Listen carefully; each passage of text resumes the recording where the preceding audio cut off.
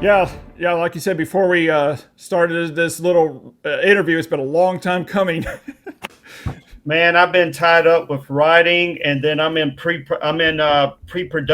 on Too Poor to Die, which I've been talking to you back and forth about. So we start shooting in late September or October in San Diego. So that's gonna be my next one, guys. Wow. So stay tuned. Yeah, you were telling me about it. I can't wait to check it out. And you said that it was written by a friend of yours. Yeah, it was written by Robert Cox, the same guy that wrote my last film, A Celebration of Life. Okay, cool. And me and him met because he was one of the producers on my previous film before that, The Pact. So Oh, he okay. liked what I did on that. So I kind of had like this idea in my head about Ebenezer Scrooge and the Ebenezer Scrooge, and so I pitched it. I pitched the idea to him, and then kind of the story developed into what you actually saw, and so he gave me that, and then once we wrapped on Celebration of Life, he came. I was actually done making short films, but he was like, Noni, I got this one other idea I want to share with you, and I think you're gonna really like this. So he sent the script, and Nice. as they say, everything is working out. So, That's but awesome. That's awesome. I officially want to make Too Poor to Die my final last short film because now we're in pre-production of a web TV series, which I can't actually talk about right now, but that's what we got going on immediately as soon as this is done. Wow. Well, congratulations on all that, man. That's Thanks, awesome. man. That's awesome. And Oh, I noticed your shirt. I was gonna say I noticed your shirt there, Jaws. You're gonna need a bigger boat. I know, right? It's a Yesterday, 4th of great. July, That's a the great beaches shirt. were open. Right, right. Yeah, I've watched some of your shorts before. Actually, let's tell the people how we met, which was pretty cool. Yeah, You go. we met. I believe it was last November. They're in the Criterion 50% off Barnes and Noble sale, and we were standing there looking at the movies, and then we just started chatting about filmmaking, and about physical media. Hmm. And I just always think it's pretty cool. It's like you never know who you're going to meet, from That day is, to day. well, I don't really believe in coincidence. I think everything happens for a reason. So, Yeah, yeah, and like I immediately followed you on your Instagram, and if you guys haven't followed him, go check him out. I'm gonna leave the links down below in the description. And come say hi. yeah, and and I checked out your short film. I'm sorry. What's the title of your last one again? I Okay, guys, went brain dead. hold on, Paul. Take it. Hey, guys, if you really want to check out my stuff, what I actually have available up, some things I wasn't allowed to upload for legal issues, but what I do have up, you can go and type in my name, Nonie D. Clark. That's NONIEDCLARK on YouTube, and you can pretty much pull up everything that I have on there. And also, you can go check out a music video that I directed called Open Eyes This Christmas by Fire Tiger. And you can also follow me, same name, Noni D. Clark, on my Facebook. Yeah. I'm gonna put all the links down below in the description of this video. So guys, go follow him. A celebration of life. Um, Again, congratulations on the awards you've won for that. Thank you. And it's very well done. I enjoyed it. And I was going through your other shorts, the retching, and the pact. And I noticed. I want to ask a question on the pact. I noticed in the description it said based on true events. So was I that think some? originally this was written. All right, so the backstory: um, Judy Whitney was the husband, was the wife of the deceased husband, which he was a filmmaker in Utah, and he saw Mm, my retching film and he really loved it. And Judy Whitney, for y'all that don't know, her career started on Alfred Hitchcock's The Birds. Whenever the girls are running from the school, she was one of those girls. And Okay. since then, she played with Alfred Hitchcock in several of his features up until his death. So I met a guy named Mark Benjamin who saw The Retching, because we had already started in another short, a horror short called The Widow, and unfortunately, because of certain fortunes, it fell through. But we was able to do The Pact, and they introduced me with The Pact. I gave them my idea. I got hired, and that's where that idea come from. Now, as far as the based on true stories, I wasn't really given much detail. I think they just use that as a marketing gimmick. Okay, that's actually what I was going to ask. Is was it really, or was it more of a marketing gimmick?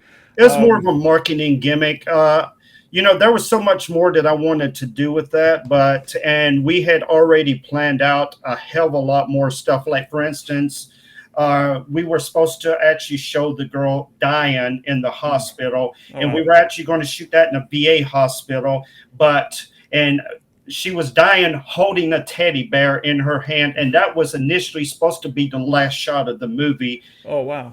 Yeah, I was going for a more emotional thing, but once all my ideas got dropped because of Judy's husband just recently passed, and she was like, out of respect for my husband, I just prefer if you just do what's on paper. I really love your ideas. I really embrace them, but still out of respect.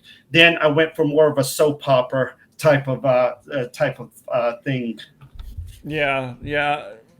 Sometimes that happens, especially when, I guess we could start off too. How did you get into filmmaking? Was it something you always wanted to do? All right.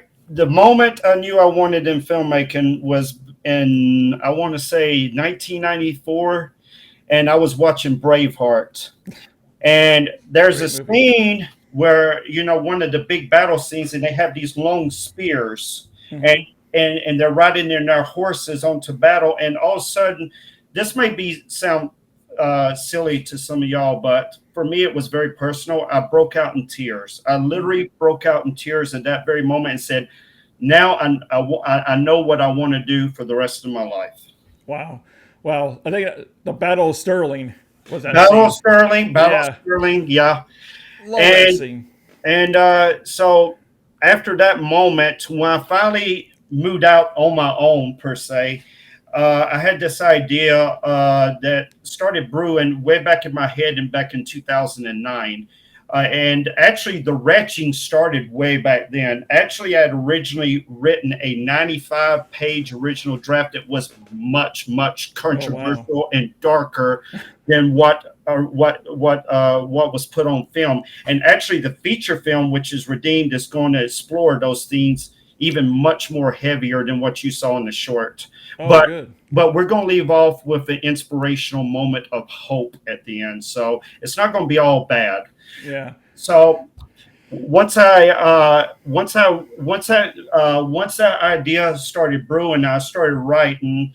I presented a draft to a girl that I actually went to film school in Utah. Not acting class, I should say, for a big known director in Utah named Rob Diamond. And that's where I got my official first executive producer's credit was from him, which I forked up the bill out of my own pocket to get his movie made. So in exchange, he gave me executive producer, but he's worked with some of the biggest names in Hollywood, including Danny Trejo and several productions and a few other people. So I presented the first draft in 2012 to her, and her eyes got like Kermit Frost. She's like, there's no fucking way we can do this because of some of the dark themes in it. So I went back into the writing room, and I'll make a long story short. I wrote it. We shot it, and we had a first completed rough cut within 4 months. Wow, that's crazy. And we took the rough cut to Sundance in 2013, and we actually got a lot of awards and got nominated for a lot of major awards off of a rough cut. And so we didn't actually get complete the finished film till April. of that year. So Wow, wow.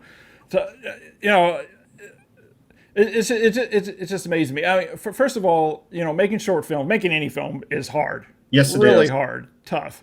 And making a short film can even be harder because you're really working with very minimal budget, sometimes next to no budget, working with actors trying to get it out on time.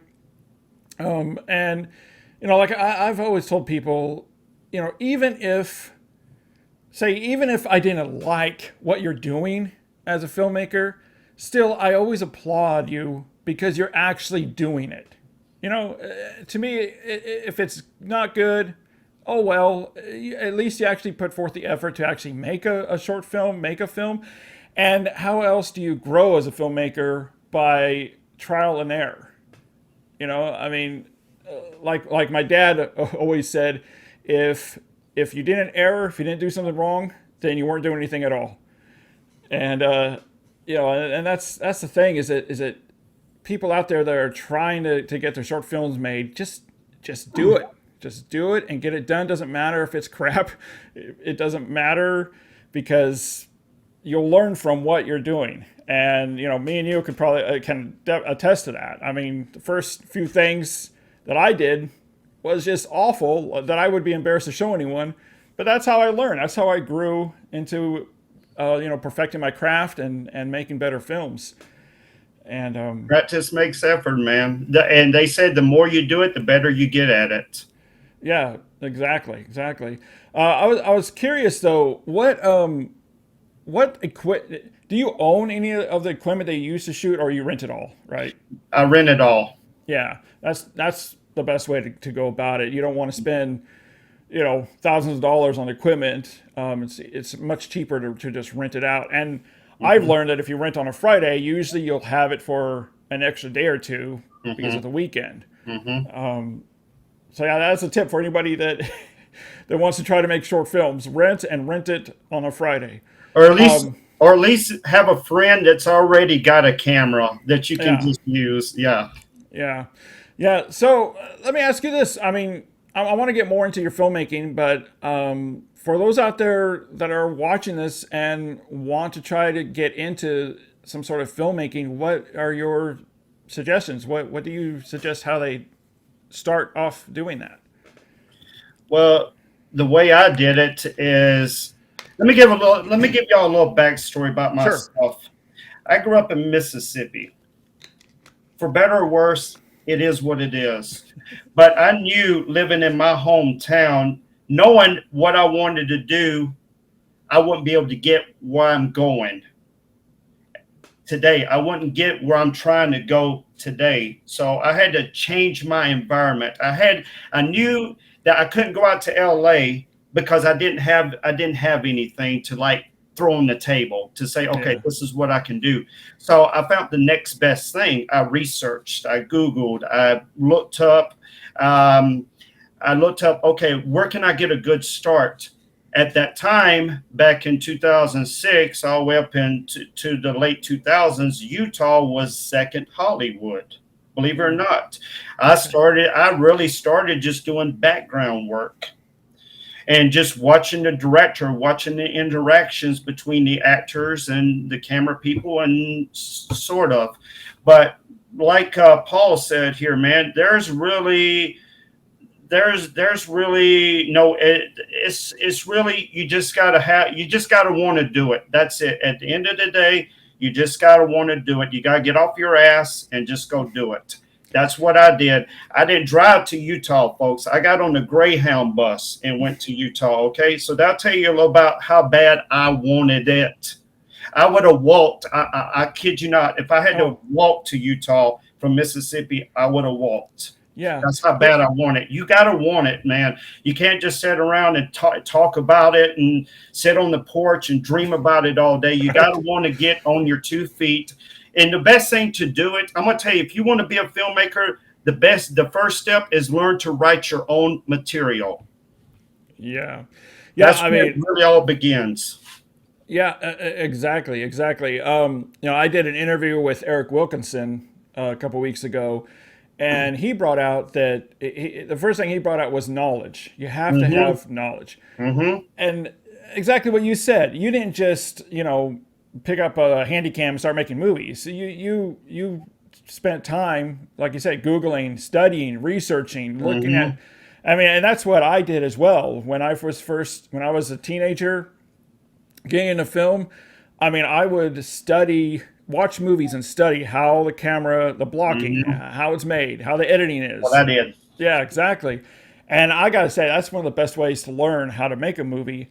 And then for the technical aspects, and that's one thing I say about film school is good is for the Mm-hmm. technical aspects of it, not necessarily how to make a movie, but all the technical jargon, all the tech, like how to light Mm-hmm. a room, things like Mm-hmm. that is what film school is really good for. And yeah, but studying on your own is the way to go. And number one is good way to learn how to direct a movie, how to make a movie is, as you said, to write a script. That's Mm-hmm. the first step is learn Mm-hmm. how to write a good script. And if you have a solid, good script, you have a good movie. And let me add something to that. If you're able to write a script, then go and draw out in pictures your script. Then you can be a director. Yeah, storyboards, like Mm-hmm. storyboard it. Mm-hmm. Yeah, I mean, and even if you can't draw, like Stick myself, figure. Stick figure. Steven Spielberg started out doing figures. exactly. Like a friend of mine was saying that he's starting a short film soon, and he was saying he's going to storyboarding it. I said I can't draw anything, but but I did. I would draw stick figures like you said, and Mm-hmm. the reason I knew that was okay is because I heard an interview from Steven Spielberg saying that, and that's Mm-hmm. another thing too. Look up interviews from some of the best directors.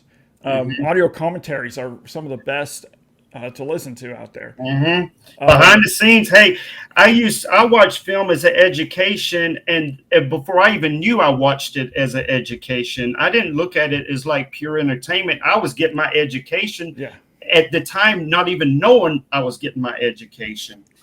yeah, exactly. Right.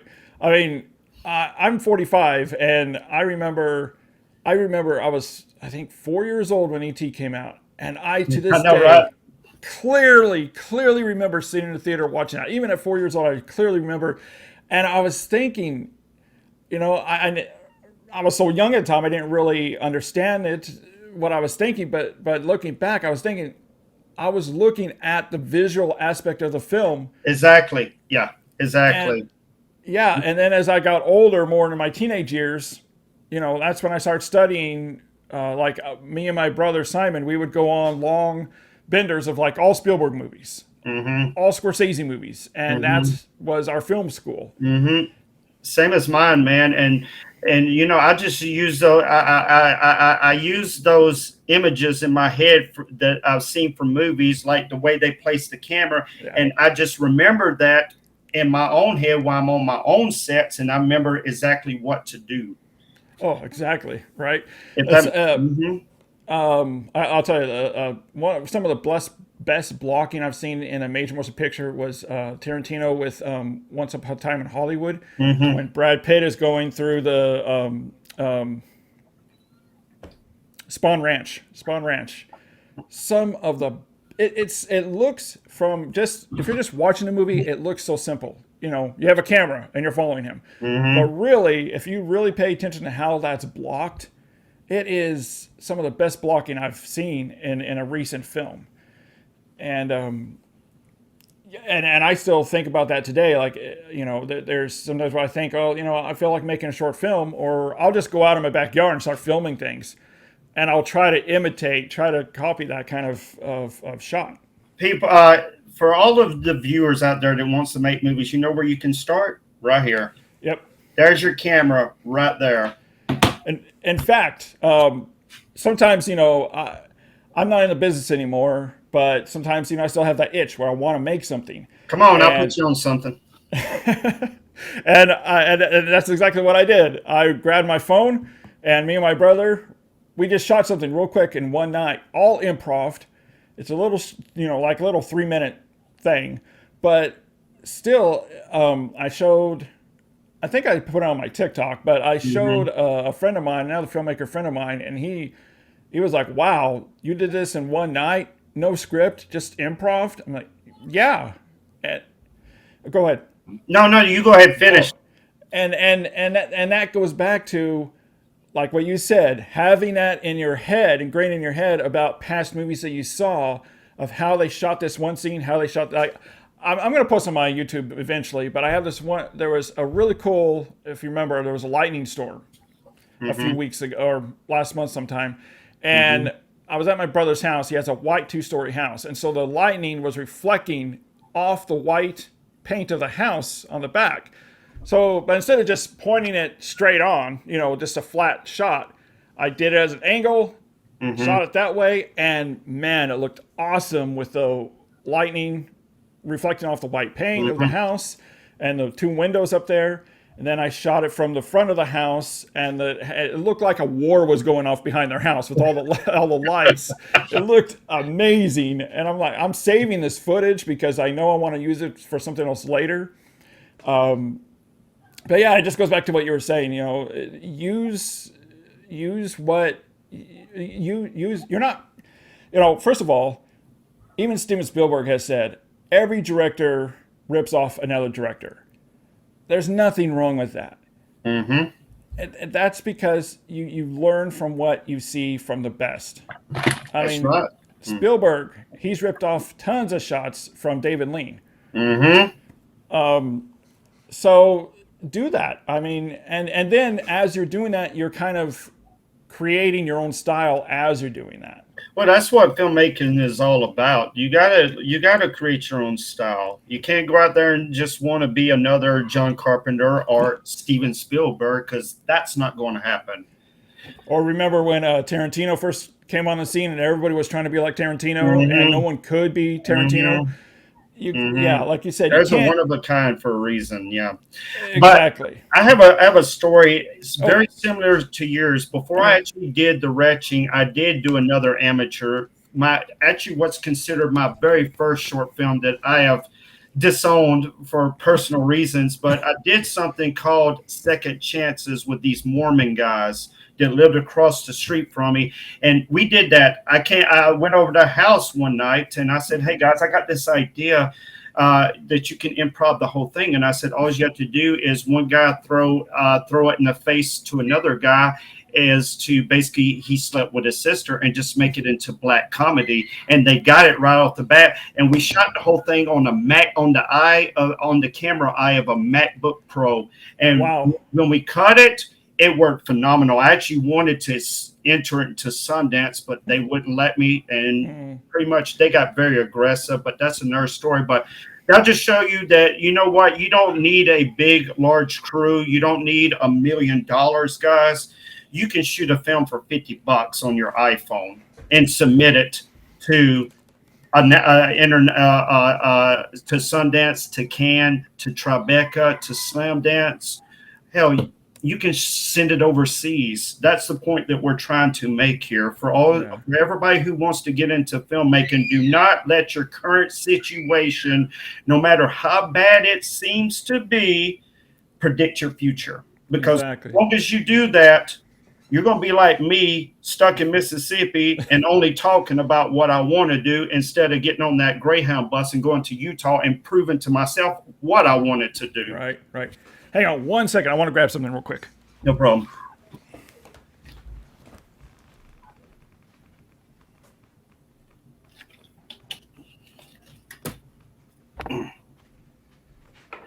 Oh, and by the way, for everybody watching, I hope you and your families had an awesome 4th of July. Oh, okay. So this I wanted to show. This is all you need. Get a Yep. little Yep. stabilizer bar. Your We phone. use that too. We use that on the pack. Yeah, this cost me. That's like $20 on Amazon. Mm-hmm. It's great. It's got all the different Mm-hmm. things in there and all the different attachments. You can put a camera here. You can put a camera there, and it's great. And and that's what we used when we shot that little thing that we did. Just Mm-hmm. this, and it turned out great. You don't need to go and rent, a red camera. you know, you can use what you have. And as you develop your skills, like we've been saying, then you progress. Cut your teeth on what you have first. This was a letter from a short film that we made when we were 16. That's awesome. And we sent it in to Steven Spielberg, Amblin Entertainment. And, it didn't go anywhere. And really, it's just a reply back from his PR person. But still, we've had it since 1996. That's quite an achievement. And, I mean, we didn't think we'd ever hear from them. And so, even though, like I said, they didn't say, come on down to Hollywood, make a movie with us, Still, I've looked at this ever since as motivation. There you go. There you go, right there. Yeah. And I have it on my studio, my background of my studio all the time. It's in all my videos. And it's great. And so like what you were saying, don't be afraid to send your stuff to even local festivals. Like here in Dallas, you can send it to a Dallas festival, Austin, or wherever you live. Every city has a festival. And don't be afraid of failure, because I guarantee you that's going to happen a lot throughout your career. You just got I'm going to tell you guys, if you've never seen Rocky Balboa, Sylvester Stallone gives one of the most honest monologues in film history, and it is true to a T, especially in this cutthroat business. Yep, it's not about how hard they hit you; it's about how hard you hit.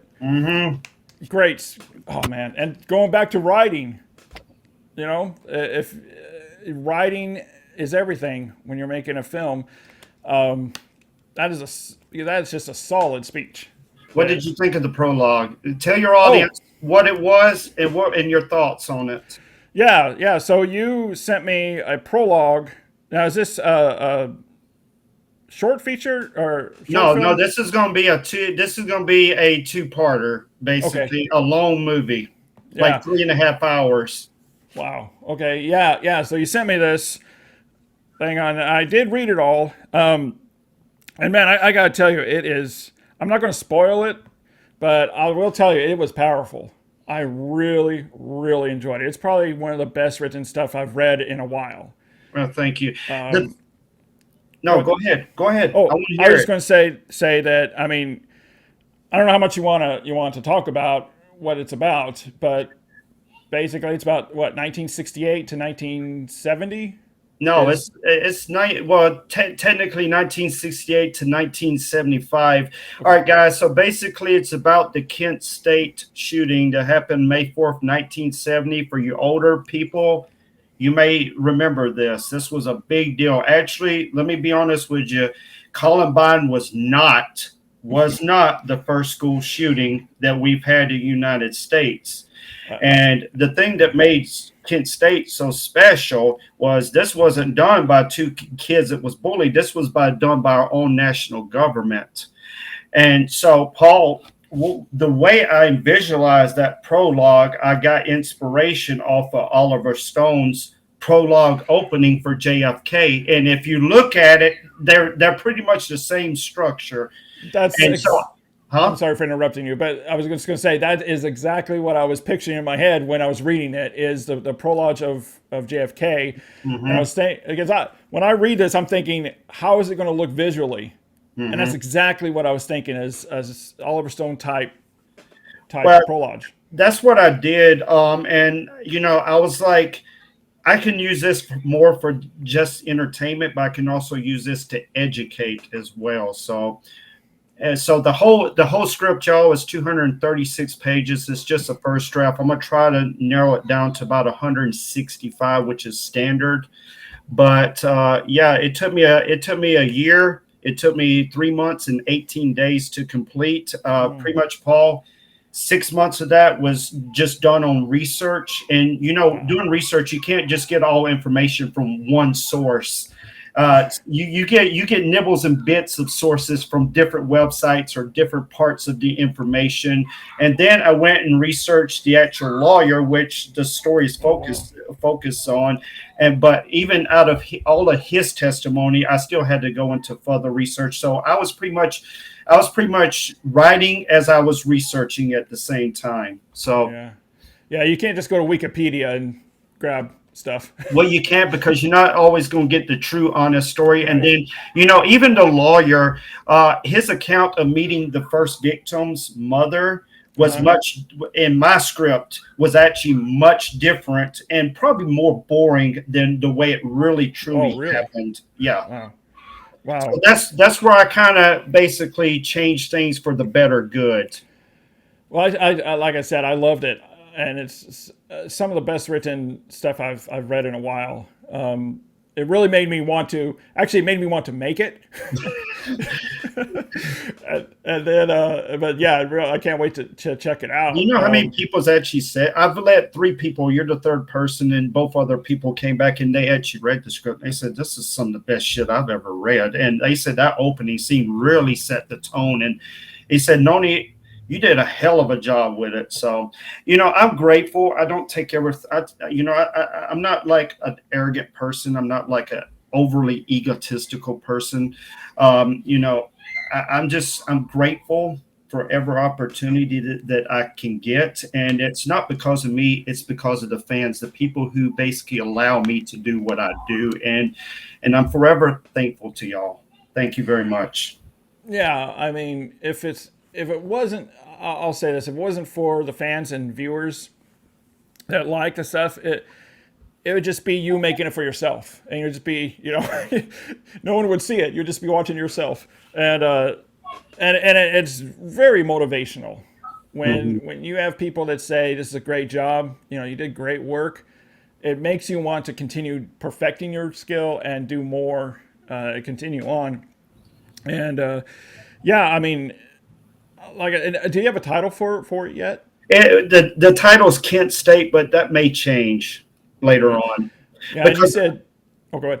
No, because there's a movie right now in pre-production with I think Alec Baldwin is one of the characters on there, called Kent State, but I think their movie takes place everything leading up to the shootings, where mine takes place during the actual trial itself. So, okay, with only the shootings used as a prologue at the very beginning to add to the conspiracy theory of what initially happened during that trial. It was a big cover up. It was a government screw up. Yeah. I don't know a lot about it, but I definitely know about it enough to recognize what you're trying to do here. And yeah, it was monumental.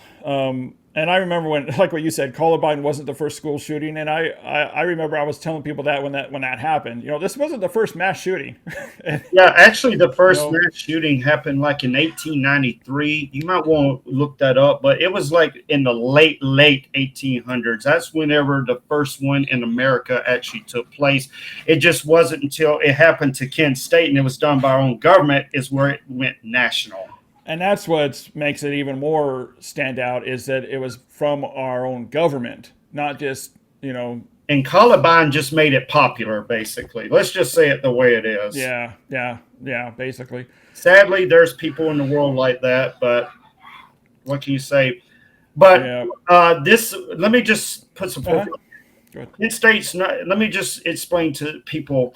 Kent State, my script, that prologue he just wrote, the script that I spent a year and literally 13 months on, this isn't a subject that I just went looking for. I swear on it. I was scrolling through Facebook one night, and those ads that pops up, and I saw this Jeep with these 2 Army commanders approaching Blanket Hill with the students there, and my conscience kicked in and said, open this. I opened it. I read 50th anniversary of basically the 4 kids shot by the National Guard, and my conscience stopped me right then. Wow. It said, go write this. And that's what I did. From that, and that was like in December. So literally, I mean, I spent a whole year, like 10 to 14 hours every day, sitting right here while I'm sitting right now, writing that damn script until I finished. And that just goes back to what you said originally with a passion for filmmaking, passion for writing. You got to do it. You can't just sit back and think, oh yeah, this would be a great story. I could do this, I could do that, and then do nothing with it. You have to do it. And even if you didn't go to college, even if you didn't go to film school, it doesn't matter. I mean, if you can write your ABCs, you can write a script, And it doesn't matter if it's good or not. It's just do it. No, were you about to say something? No, go ahead with your question. Well, one question I have is for people who don't know, your script was 200 and how many 36 pages. 36 pages. Now, for people who don't know, with a movie, it's basically 1 minute per page. 1 minute per page, and that really depends on if it's visual or if it's all dialect too. Absolutely, and so that's how you can gauge the length of a movie. So this is a monumental movie, and if it stays that length, I'm always for. These type of movies, these types of films, I always like them to be longer. But then again, it just happened what works best for the story, of course. I just thought that'd be just a quick side point is when you read a script or hear how many pages of script, that's usually about how long the movie's going to be as well. Well, pretty much. Plus, when I wrote it as a shooting draft. Remember, I'm a director, so I'm seeing it inside my head as I'm writing it, and that's just a curse. I cannot. So many people said I need to start writing every script to write. I need to start writing it as a shooting draft, but that's just my mentality. Now, whether I actually officially get to direct it or not, if I can show it to Oliver Stone and he says, "Hey, I'll do this," so be it. Yeah. I wouldn't deny him to direct it. Then, I felt like at least I completed my purpose as far as the material goes. That was my purpose, was just to put pen to paper. That was it. Right. There's another movie that I was thinking of when I was reading over, and that was Detroit. That was a good movie, directed by Kathleen Bigelow, and I bought it on Bluray the day it came out. So did I.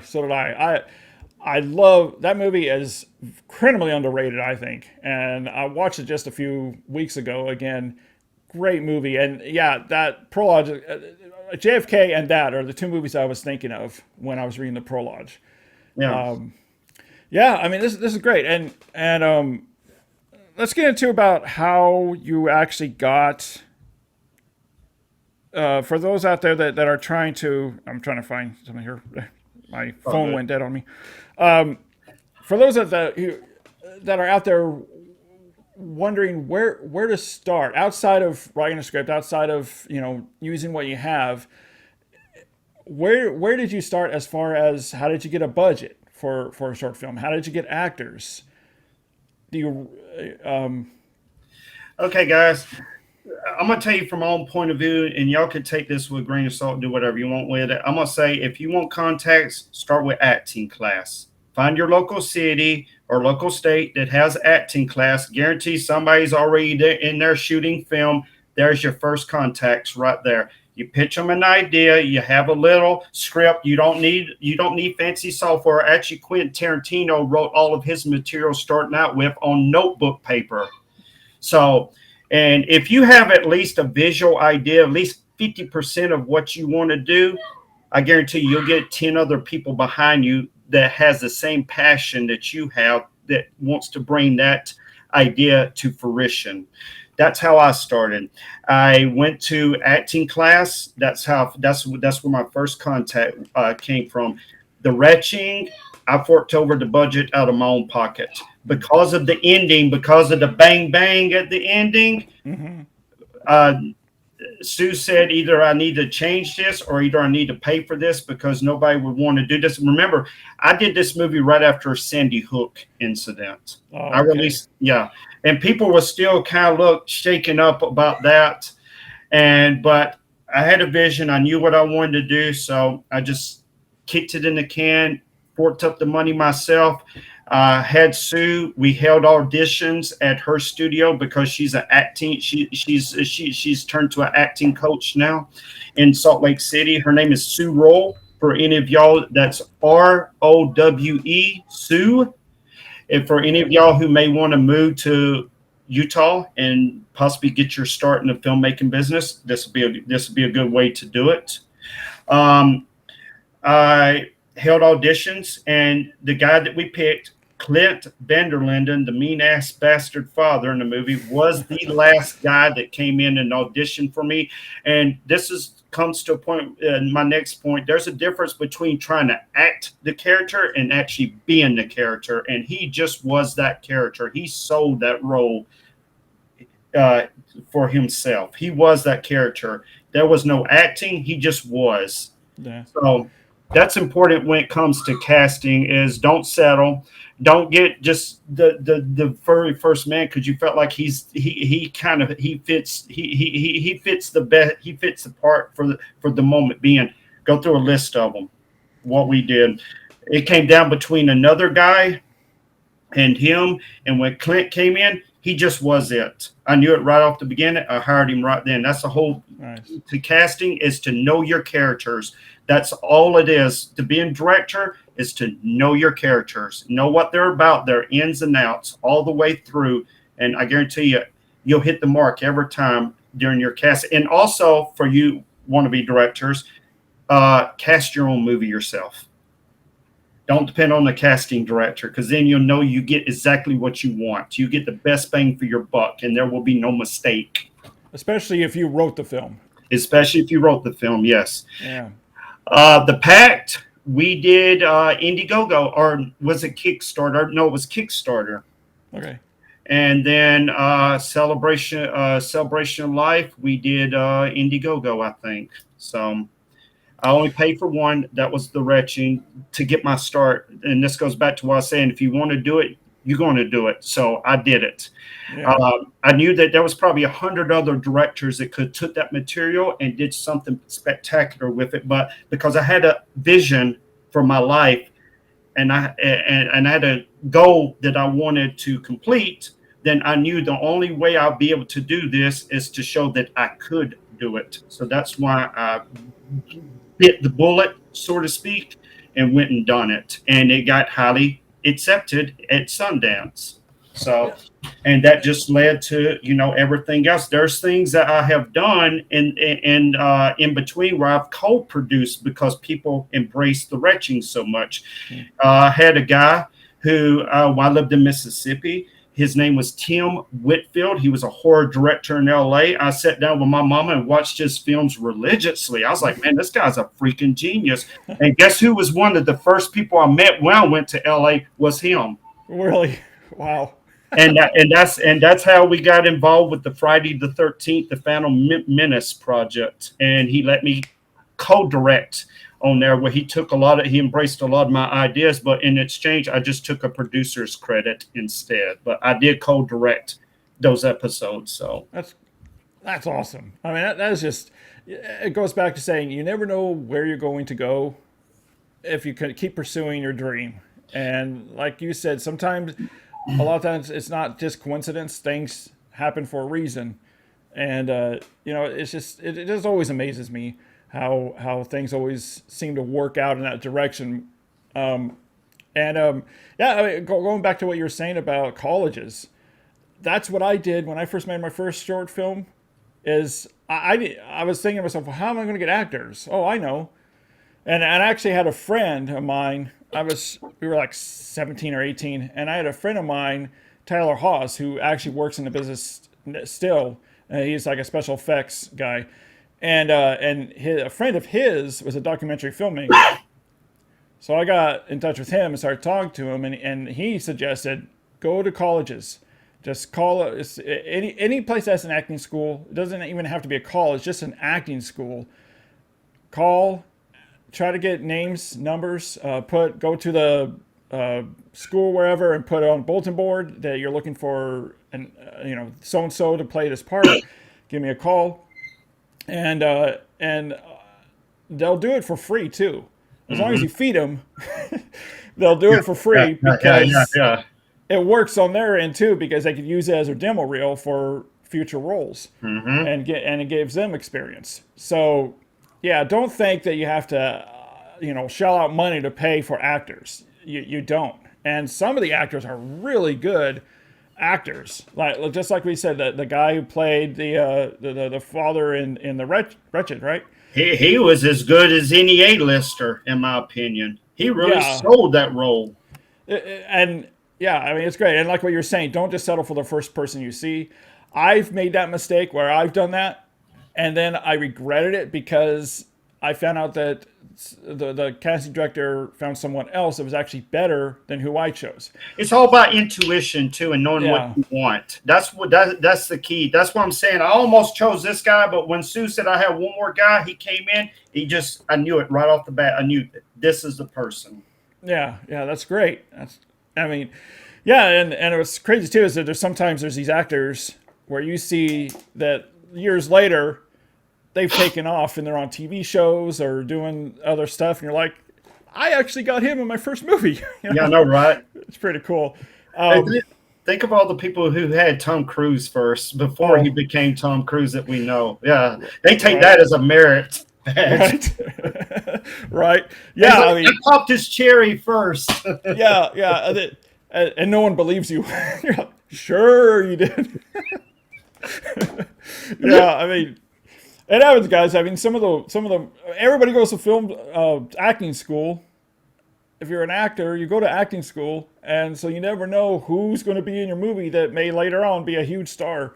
Uh, yeah, I mean, you just never know. But Let me add a disclaimer right here. sure, Hey guys, listen, for each question that he asked me, I can only answer based upon my own reality. I'm pretty sure that there's people out there more knowledgeable than I am that could probably give you better answers, but I'm just answering from somebody who did start at humble beginnings, not somebody that already had a handout like most people in the yeah, business does. They pretend to come from humble beginnings. No, they already knew somebody in the business who got them started.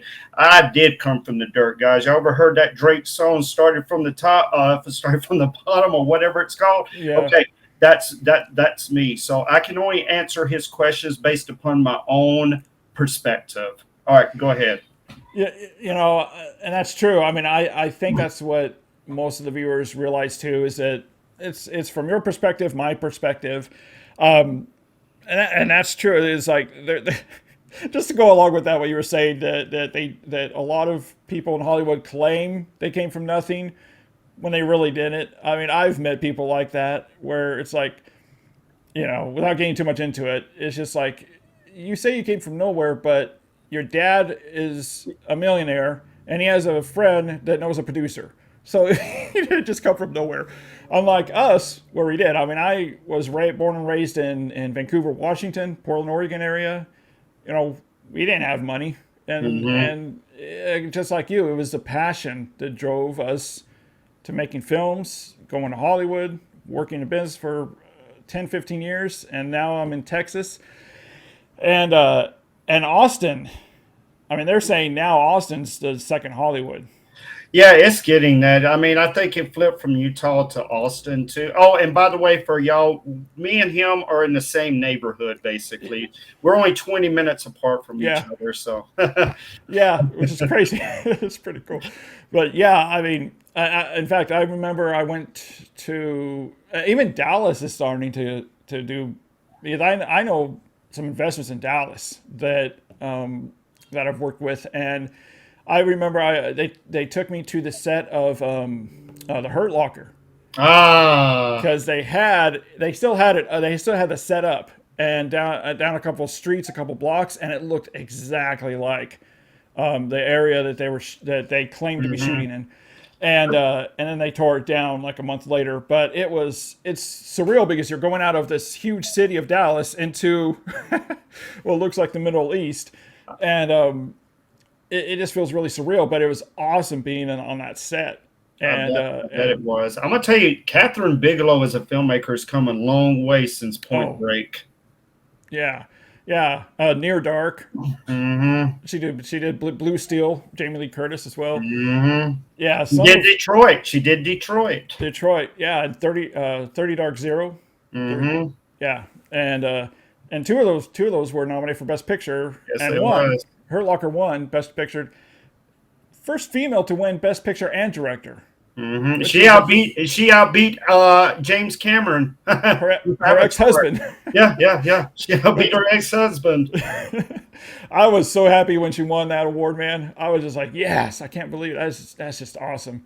And then she was nominated again for Zero Dark 30. Mm-hmm.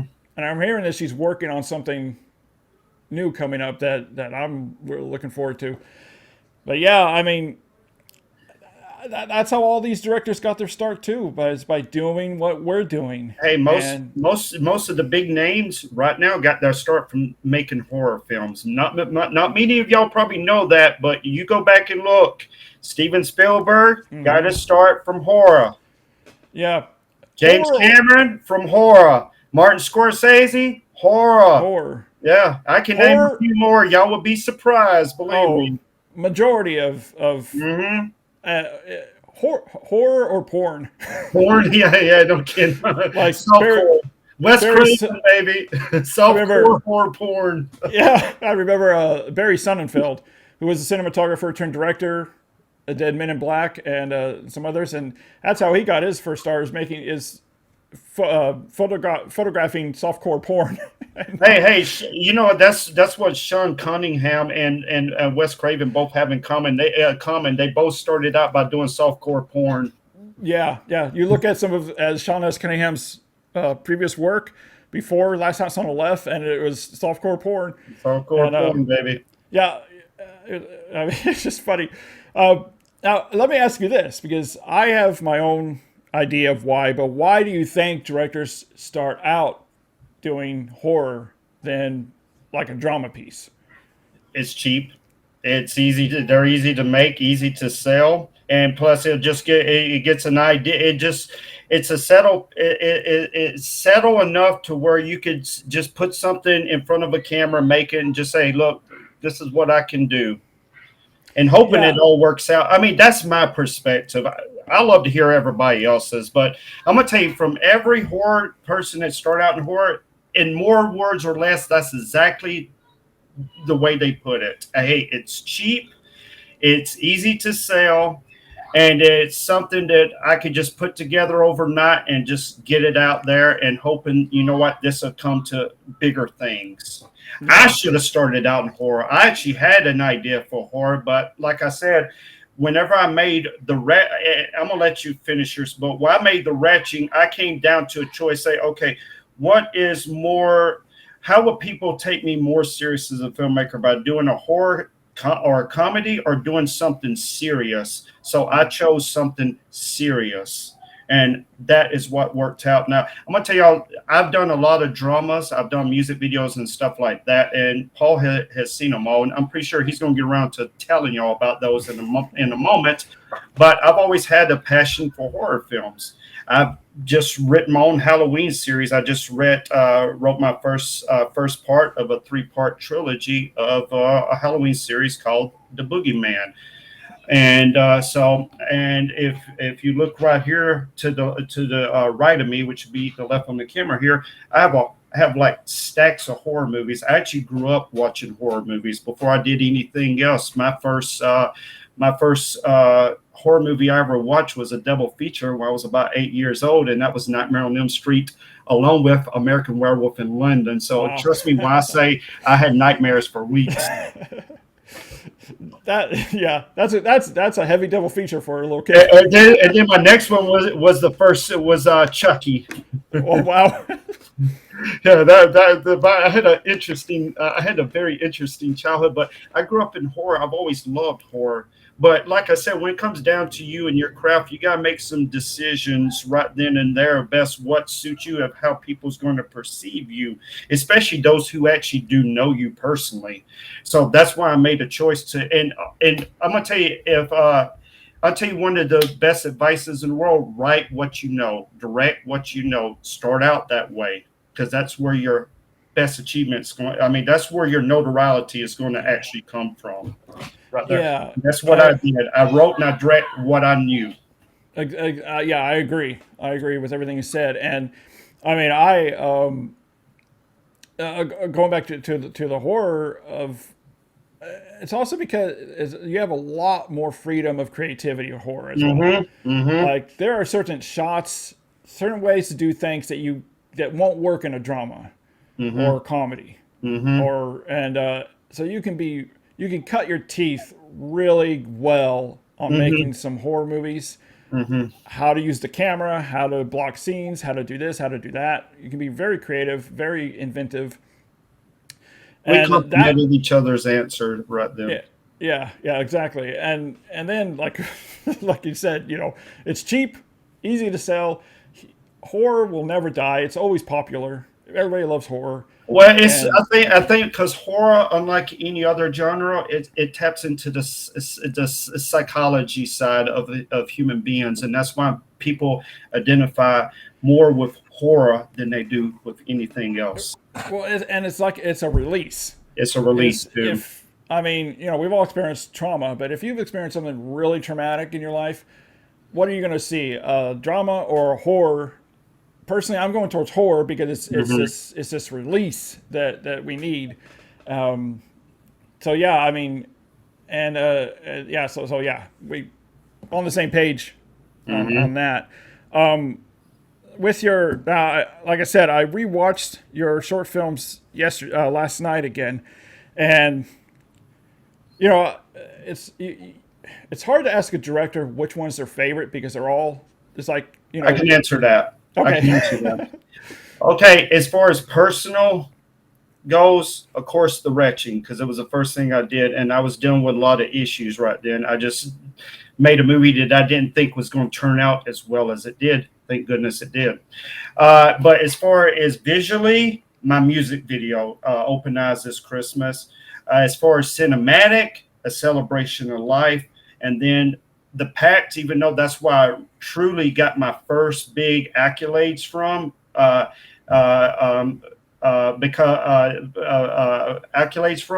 then comes The Pact. And the reason I say that is, sorry for the start. The reason I say that is because I didn't get to do everything I intentionally wanted to do, even though it's a great little flick. I feel like all the ideas that I brought later on while we were in pre-production would have made the film even much better than what actually came out. Yeah. I mean, I was gonna say, I think, the retching was probably my favorite out of the because it's so personal, it's so relatable, and that's what people these days. It's like I look at it like this. I mean, every time you turn around these days, it's Marvel or it's like a super book hero type of movie. But how many movies actually get released that are people relatable? I feel like people really want something that they can relate to now. I feel like the Marvel universe, they're great movies, but I feel like they've had their time. Now people want to come to human films again. Well, and I agree with that. I mean, even though it was action filled and there's CG in it, Top Gun Maverick. Great movie, even better 4K release. My top 4K release. Same here. But it's like that proved you don't need a CG filled orgy movie. You don't need superheroes. All practical, 99.9% practical, and Tom Cruise made sure of that too. Yeah. And I'm hearing the same thing with Dead Reckoning, new Mission Impossible movie. Hey, 100% on Rotten Tomatoes, Dead Reckoning. That's amazing. That is. I'm going to see it. I'm seeing it Tuesday night. I am too. Yeah, and yeah, I mean, it just shows that audiences want more than just superheroes, and more than CGI Fast and Furious movies. That's kind of Fast and Furious is dying out. They need to stop already. Yeah, they should stop like 5 films ago. You know what? They did Fast 5. They should stop right there and let them been done with it. I think so, because that was the best one out of the franchise, I I thought. like part 7 because it was full of action. I mean, holy crap! That opening scene with that's basically done in reverse with Jason Oh, Statham walking out of the hospital and all that is that was cool. phenomenal. I mean, Yeah. that whole movie was nothing but action, phenomenal action sequence. Some a little unrealistic, too unrealistic, but Yeah. still overall great movie. It's probably my second favorite out of the franchise, but definitely part 5 is my Yeah. favorite. Yeah. I think I agree with you. And so you're right. You're right. The people are craving. A movie came out just a few months ago. It didn't make any money though, but it was a really good movie called "Dear Margaret." Hello, God, dear God, it's me, Margaret, or something Yeah, like yeah, that. yeah. I didn't 100% know what it was about when I went to go see it, and it's just a coming of age story set in the 70s of a 12-year-old girl coming of age. You wouldn't think you wouldn't think it's it's not my demographic, but I went to go see it, and it was like a breath of fresh air because it was a human story. Even though it was about a girl, it's still relatable because it's a personal story, and I loved it. And so you're right. It's, Even though the go ahead. I believe it's movies like that that really will endure the test of time. And I'm gonna tell you, most viewers, most films, whenever upon their first release, they're not well received. Actually, they're the movies that shined, but give it about 10 years, like Mallrats, and they will eventually find its audience, and then it's going to become a cult classic. Oh yeah, yeah. I There's countless films that people say it bombed at the box office, so it must be a bad movie. And then a few years later, it starts getting a following. People check it out more and more, and then it becomes successful. I mean, some movies take 20 years before they finally find their audience. People like, oh my God, I missed that because I was more distracted by this movie Yeah, that was really technically just a one whim. You're so excited when you see it, but the moment you walk out the theater, it's like a blank slate. You just forget about it. You want yeah. something that you can take with you to the dinner table afterwards and have a discussion about. Exactly, exactly. Yeah, you can't have a deep personal discussion about Avengers. And that goes back to the retching film. I mean, I'll be honest with you folks. When I released it, I had a lady somewhere in Utah. I don't know how she got my number, but this will tell you how powerful films affect people's emotions. She got my number, called me up at 9:30 at night, and screamed at me for like 5 minutes. Now, me on the other end, I was doing this right here because that confirmed to me as a director that everything I It did on worked. that was right on point. Yeah, yeah. You caught that emotion. I That's caught what you that want. emotion, Whether it's bad or good, it's but it's bad still or good. it's an emotional effect. Yeah, I agree. Yeah, and I think my second favorite of it was probably Celebration of Life. That was really good too. No,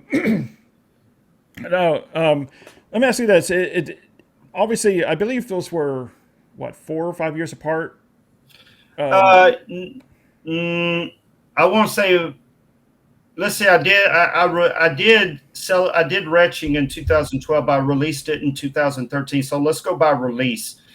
So 2013, 2016, and then 2020 is whenever I made Celebration Life, and we didn't release it to 2022. So yeah, about 4 years apart, 4.5 years apart. And so the reason why is because I really take my time to not only develop but pick projects. yeah, you need to.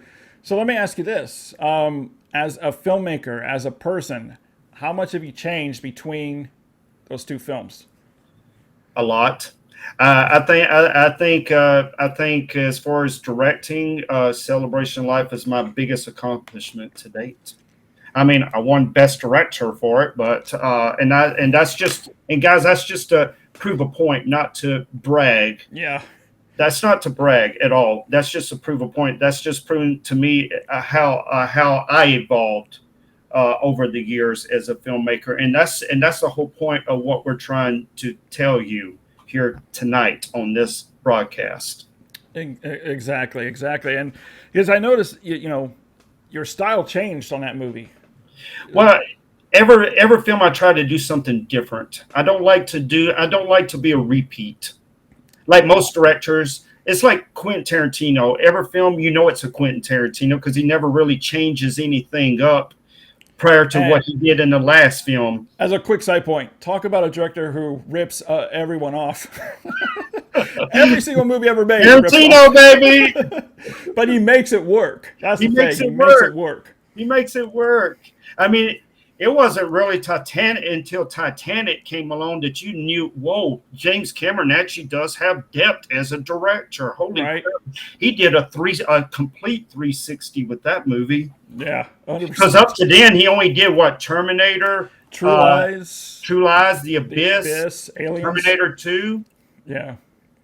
Sci-fi. Yeah, and not to go off on something different than what you were previously talking about. We'll get back to it in a second. But I remember when that was first announced, and I remember everybody saying, the guy who did True Lies and Terminator is doing Titanic? Yeah, I know, right? And then he just came along and, hey, you know, history is said. I mean, he went on to win best director, best this, best that, and then got the highest grossing film of all time up to Avatar in 2009, which broke that record. So, hey, I'm gonna tell you, you know, everybody loved Steven Spielberg's movies. I did as a kid growing up, but let's be honest, he really did nothing but kids movies. It wasn't till Schindler's List came in 1993 that you knew that this man could really cause some damage. You know, you really took him serious as a more mature filmmaker from E.T. up until that point, because he took on a real subject and won. And he directed Jurassic Park and Schindler's List at the same time. Back to back. He actually left post-production in the middle of post-production editing and went to Poland to shoot Schindler's List, and he was still editing Jurassic Park as he was actually shooting Schindler's List. I remember an interview that he gave where he said he didn't make it earlier because he knew that once he made Schindler's List, his entire everything's going to change for him. He's going to change as a director. He's going to change as a person. And he did. 100%. You look at the difference between Jurassic Park and Jurassic Park 2, almost completely different films. Even though I felt like it should have been a one and done. Yeah, it should have been. But let's go back to your films. As far as stylistic choices, is that something that you obviously you think about it while you're writing? Now, did you write A Celebration for Life? No, I just came up with the concept. I just came up with the idea of it. Okay, and when you're going through pre-production and everything before you start actual production, obviously you're visualizing how you want to shoot this scene, how you want to shoot that scene. How much does that change between then and actually in production shooting the film? Well, it's like there's 4 stages of a movie. You know, there's your concept, that's what you write, that's what you shoot, and then that's what you actually release. And all 4 versions are different. Celebration of Life, I went in thinking I was going to shoot a 35, and then when I actually went out to the locations on Coronado Island and just saw how grand of a scope I can actually make this into more of a visual from a cinematic point of view, I knew right then and there I should shoot it on 241, and that's what I did. Yeah, it looks great too. That's yeah. I mean, you can attest to this as well as I can. Is a script is locked to sell it, but when you're in production, it's not necessarily locked because a lot can change during production. A lot changes even while shooting. I mean, we had a 17-minute movie. The deleted scenes. I mean. Our first cut on Celebration was like 25 minutes. So there's like 5 minutes of footage we actually cut out of it. And then we had a 23-page script. And because of budgetary reasons, we couldn't film everything that was written on script. But I'm going to tell y'all, if y'all see Celebration and love it, I guarantee you, if we were able to do exactly film what was on paper, you would love the script version much better. Have you ever thought of remaking any of those shorts into a feature? Redeemed. I mean, The Retching. The Retching is the only one because I visualized it as a feature back whenever it just became a concept in 2009, and before I even did the short film, I knew that this is something that I should really expand on, and I felt like it's necessary, it's Yeah. needed for our times Yeah. Well, it's because it's you so know relatable. exactly, and it's always it's one of those movies. It's always a timely subject. It's always relatable. I mean, and no matter, and let me tell your audience this, you can do anything that you feel like is a personal film, whether, it deals with abuse or drug addiction or whatever, and just realize, you'll never be able to get it politically correct because your audience members who see it is only going to basically see it as far as how much truth it is, depending on their own personal experiences. And Yeah. that happened with me with the retching. And I'll tell you all a true story. I got kicked out of. I didn't get accepted to the Hollywood Short Film Festival back in 2013, even though the lady who ran it called me up and said how much she loved the film, but she was like, uh, the one complaint that she had was there was no redemption side on the father's behalf. Mm. And I explained to her, I said, sometimes you do not see a redemption side. I Right. know from a fact, I know what I'm talking about here. So I said, the kid killing the father at the end was justified. But I said, I'm going to give, and I said another reason I didn't want to show it then, because I wanted to show it in the feature film where I felt like it'd be more impactful. Yeah. Well, that's we try to do as close to real life as possible. We can, And but we can never do it because, like I said, some people, my film. The father was bad. If I sit here and told you, hey, there was that whole couch scene, we cut out a whole minute where the guy was calling the kid a pussy and a right. moron and actually smacked him on the head. We cut that out of the film. We felt like that was a little bit too much. Mm. But as bad as the father was in our film, you got to realize sometimes it's even much worse. Oh. Sometimes it's much less. It all depends on the eye of the beholder or the viewer that's actually seeing it. Yeah. Yeah. Exactly. I mean, I remember. That's where the believability will come into play. Yeah. Yeah. Exactly. Exactly. And people that's been through abuse like that completely relate to it. And to me, it's like if someone is that abusive, why do you want him to be redeemed at the end? Personally, that's me because number one, that's not real Exactly. life.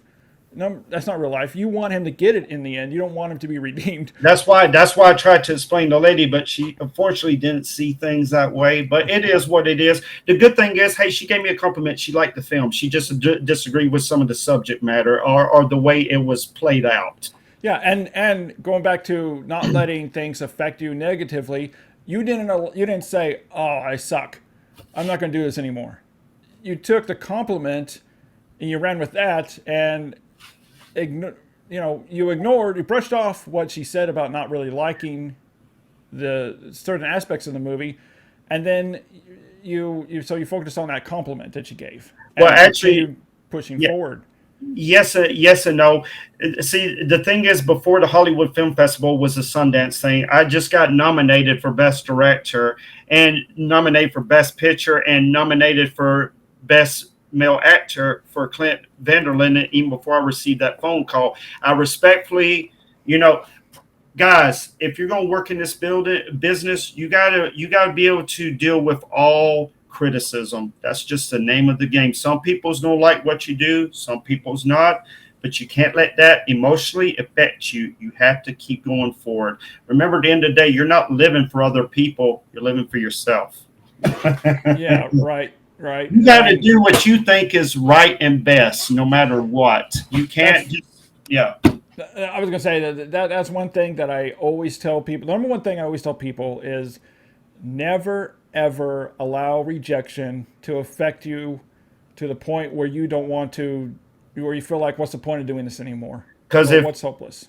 because I'm gonna tell you guys, Ben Affleck got rejected 1,000 times before he got Goodwill Hunting. Oh yeah, yeah. I mean, both Matt Damon and him were constantly rejected. Nobody wanted to make the movie. Nobody believed in him, and yeah, look how that turned out. And well, And technically, he did Mallrats before he did Good Will to Hunting, and then he had another role in a smaller role in another feature film. So the point is, you're gonna hear no 1,000 times, but just keep pursuing forward. Eventually, you'll find somebody who believes in you enough to put you out there. Pierce Brunson said it best, right, and he ain't from here. yeah. It just goes back to, even like it kind of relatable to social media. You post something, you can have like a YouTube video, you can have 1,000 views, 1,000 comments, but it's that one negative comment that you tend to, Brush it off, like Jay-Z said. Brush yeah, it off. brush off your shoulders, dirt off your shoulders. Yeah, Dirt off your shoulder, baby. That's what you got to do if you want to continue doing your passion and plugging forward, is push through all the crap and just keep doing what you want to do, and that's how all these people became successul. Hey, You know? and I'm gonna tell you guys, even Spielberg didn't always have hits. Yeah, and there was And certain that didn't stop him. Well, I tell you, Hook was a huge flop. Always was a big flop. I mean, I loved Always, though. I do loved too. Always. I'm not a big fan of. I loved Empire of the Sun. I thought it was a fantastic movie. Yeah, and so it's kind of like it was going back to what you're saying. All these kid movies, all these adventure movies, they were huge blockbusters. But every time you try to make a drama movie, like Empire of the Sun, Color Purple. Color Purple was excellent. His first serious movie. Hey, it was a great. Hey, it's getting a 4K release this year. I can't wait. I heard about that. Yeah, I can't wait for that. I hope Empire of the Sun does too. But thanks to the Color Purple, that kind of got the clock. The wheels spinning in his head. And thankfully for that, that's probably why we end up getting Schindler's List. Yeah. And then he went on to do Amistad, which I really liked, and then Saving Private Ryan, which was fantastic, Munich, by the way, and then all these other mature movies that only Spielberg can do. Well, now, and talking about underrated or movies that didn't, he had Schindler's List, Saving Private Ryan, Amistad, and then he had Munich. I love Munich. Munich is one of his most underrated movies. I think it's one of his best. I do too. Movies. Honestly, when I was watching that movie in the theater, me and Simon were watching this, my brother Simon, and I would lean over to Simon, like, he's doing exactly the same shots that I did in our movies. And he knows how to make intense moments work. Oh, yeah. That whole phone call while waiting on the bomb. Oh man, you are on your edge of your seat constantly. And then the mattress bomb in the hotel with Eric, meeting your enemy, knowing you're about to kill him. Oh man, that is crazy. Work of art. And one thing that I keep saying too is when you're making a scene like that, you have to know your geography. Mm-hmm. That's what filmmaking is all about, guys. Is geography. I've seen some movies where they'll try to do this scene like that, like for instance a phone scene like that, where and if you don't have geography down, you don't know you lose the audience. The audience doesn't really understand. Okay, well, that person will be over here. Who's over there? Where are they at? And you lose that audience, and so that audience tunes out of that scene. Mm-hmm. And your geography starts with your storyboards, knowing exactly where you want to put the camera. That's your first big step right there. Yeah, going back to Spielberg, he walks into a room and says, "Okay, I want a camera there, there, there," and he knows exactly where he wants to put the camera because again, he knows the geography of the film, and So going back to what we said at the beginning of this interview, always look at James Mangold is another one. Even though I didn't like Dial Destiny. I'm sorry, but James Mangold is not Steven Spielberg. No. Sorry. No. And you can tell it's not Steven Spielberg. That's not Steven Spielberg. Still, James Mangold is a terrific director. Yes, he is. Ford versus Ferrari, Walk the Line. He's had 3 or 4 nominations for Best Picture. So you got, James Mangold, Spielberg, Scorsese, all these directors you can study just by watching the films, watching their interviews, behind the scenes, and watching and listening to the commentary. I listen to commentary all the time on all the films, and I sit down. I mean, I listened to what was that commentary on Braveheart like 20 something times from Mel Gibson. Terrific commentary. Now Spielberg doesn't like doing commentaries. Yeah, no, that sucks. I felt like the one movie at least he would have did was for Schindler's List for the anniversary 4K release. I was so hoping for that. Yeah, that would have made that makes the perfect sense to me. But I've heard him explain why he doesn't do commentaries, because he says he doesn't want to ruin the magic of the movie. Yeah, but still, yeah, we'll agree to disagree there. Exactly. I mean, from our perspective to Spielberg's, we'll agree to disagree. I felt like, on the anniversary edition, especially with something as big as Schindler's List and something as important as it is, do a commentary. Yeah, I when they re-released that, I went to go see it in Dolby Theater. Mm-hmm. Man, it was amazing. It's a powerful film. I mean, the one scene that always gets me is that shower scene. Whenever all those ladies go in there and you think they're about to get gas, and all of a sudden the showers come on, it's like, really? And you're just as startled as they are, because they don't know when the water's hitting them, they don't know what it is, and they freak out. For just a moment, all the air you can feel the air getting sucked out of the room. And as soon as those showers pull on, it's like this big, like, sign of relief. You're like, holy shit. Right. And then again, it's not just always huge A-listers to look at. You can look at shorts. Go to your channel, look at the shorts you made, see how you're doing it, and other people's that make short films. I only made one mistake from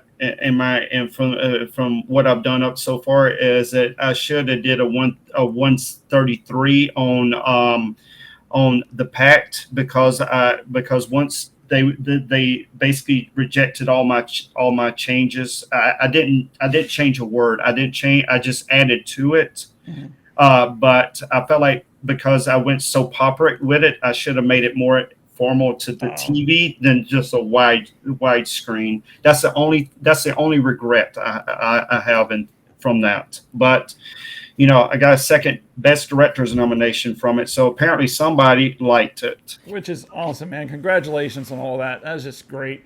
And again, I know, coming from a filmmaker to another filmmaker, I know you're not doing it to boast yourself. No, hell no. It's just, it shows consistency. Exactly. And where you started and where you're at now. And and again, and like you said, you weren't afraid to put yourself out there. You ignored rejection. You plugged along. You sent.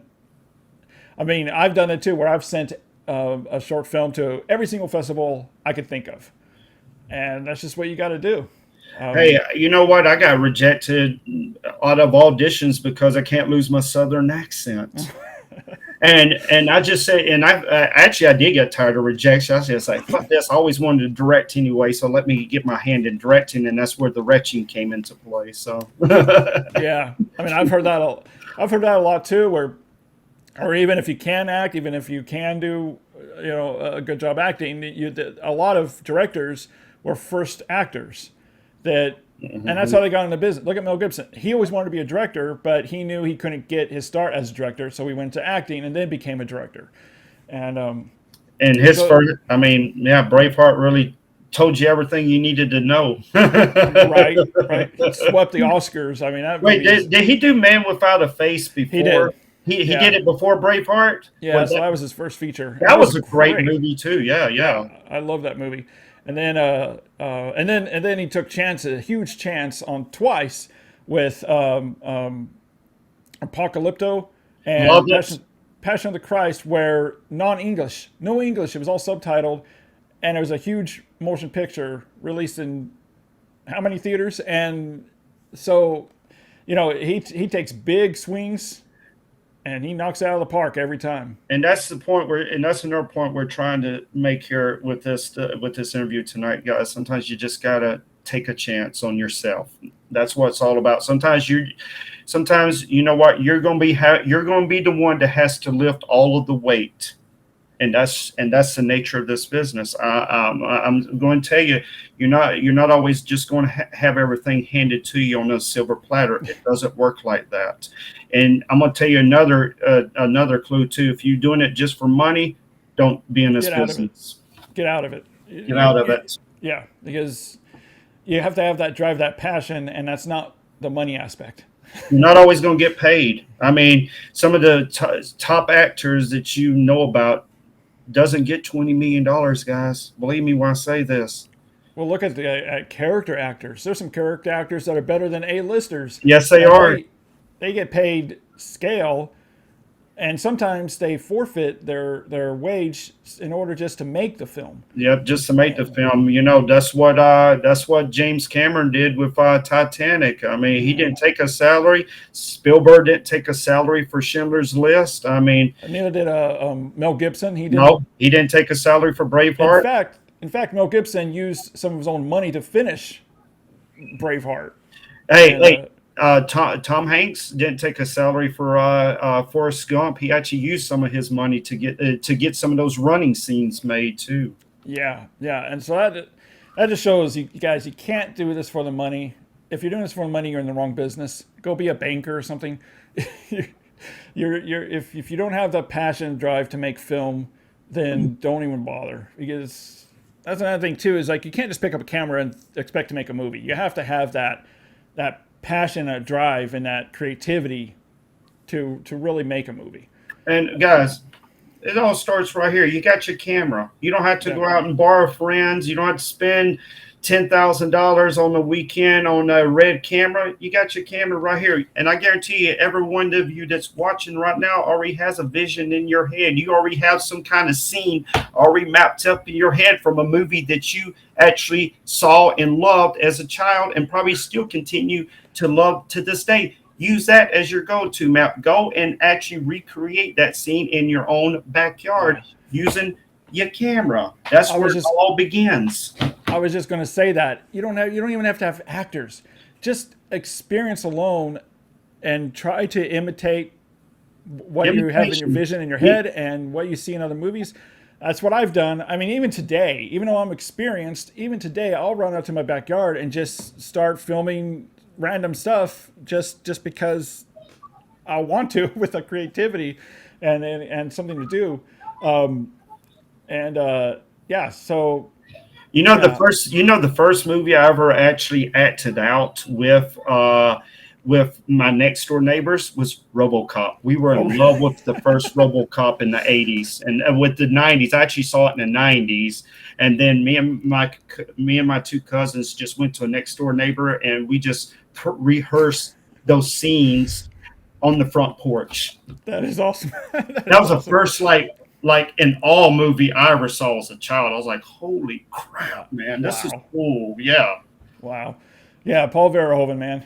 He brought some, talk about someone who took big risks. And hit after hit, RoboCop, and then came Total Recall, and then Basic Instinct, for better or worse.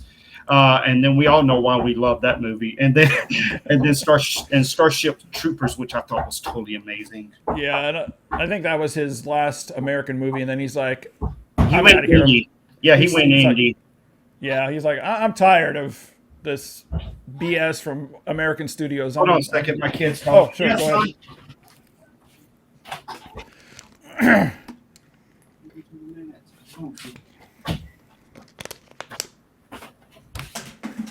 All right, I'm back. I had to talk to my oldest son right quick, but yeah, man. I mean, yeah, this has been great. This has been educational, and I always look at you gotta look at it like this. For you want to be filmmakers, always find people who are smarter than you are to enter your circle, because they're the ones that's going to really be your education along the pathway to success. And ever how you define success in your own terms, that's how you're going to find it right there. If you want to be a director, find somebody who's already doing it. Get involved, ask questions. Actually, when you own sets, become buddy with the director, then go to the editing room. There's your education right there. Right. And I'll tell you one thing real quick before we conclude. when I first moved to Texas, I didn't know anybody. I had no connections, nothing. I just moved here. And what I did is I went on Craigslist and I put a listing up, and I just said, videographer, looking for a videographer, call me, or whatever, and I had somebody that was making short films in Dallas. He called me up and said, "Hey man, if you want to come and tag along, be part of the crew, that's great." And that's what I did. And I shot. I was there for a couple of different short films, and then I started making contacts through that. Mm-hmm. And so that's another thing that people can do is if you want to know what it's like being on a set, even though it's a small, shoestring budget set, it still gives you an education. And like you said, editing is where the movie's made, and so editing 100%. Before we wrap this up, I know that you love physical media just as much as we do, and y'all probably have a bigger collection than I do, but I'm more picky. I've actually been kind of shrinking down my collection because there's just not enough room. So I've been slowly selling off things that I just never watch anymore. But hey, I would love to invite you on the show one of these days and talk about physical media and all that stuff. If you're up for it. Oh, definitely, most definitely. It had to be once we get moved, and me and you've already discussed about that. Hold on, guys. I want to show you something. And I'm doing this for motivational reasons.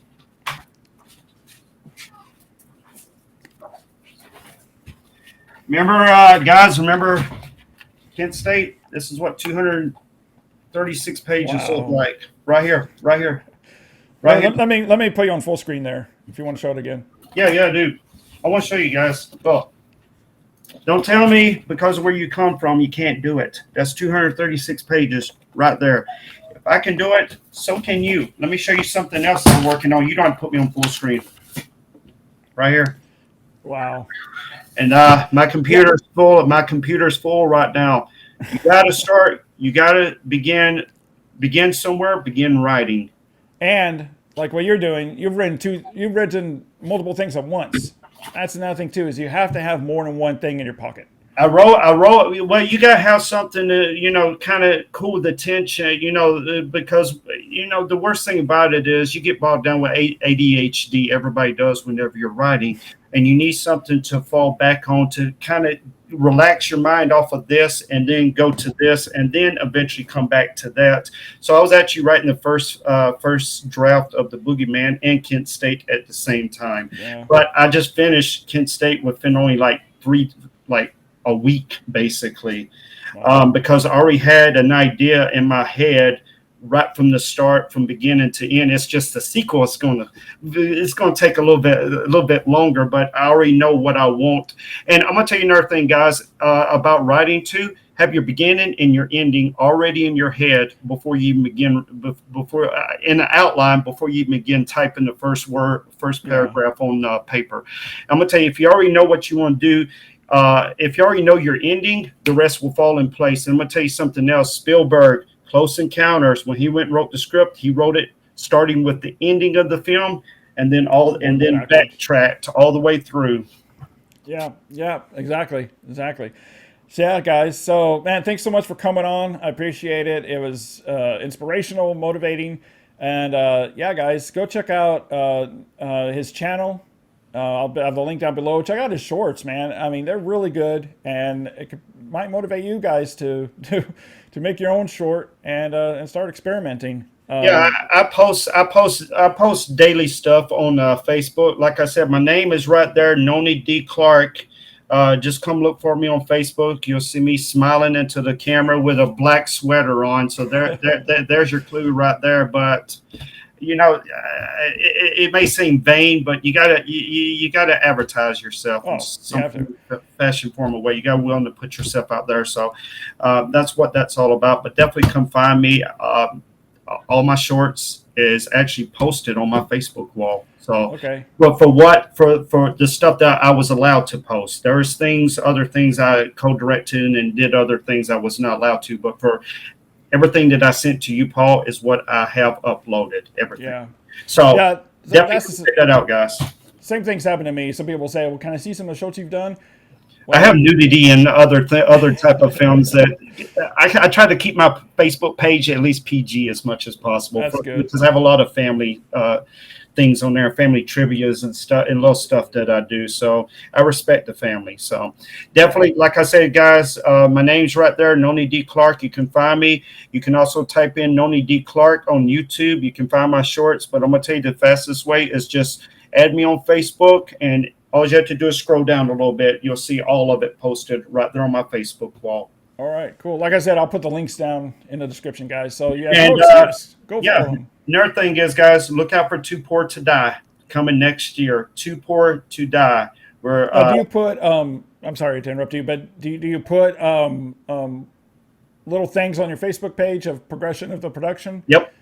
Hey, and another thing, guys, when we during filming, I'm actually going to do go live on set in between takes for y'all to Great. show y'all the little making behind the scenes stuff. And I'm only going to do that exclusively on Facebook. So you have to go to Facebook and check out my lives there. Awesome, guys. Yeah, guys, go follow him and check that all out. All right, man, we're going to wrap this up. It was great talking to you. Thanks so much for coming on the show, and we'll see you back on the channel sometime soon. All right, guys, Definitely. we'll see you later, and we'll talk later. Bye-bye.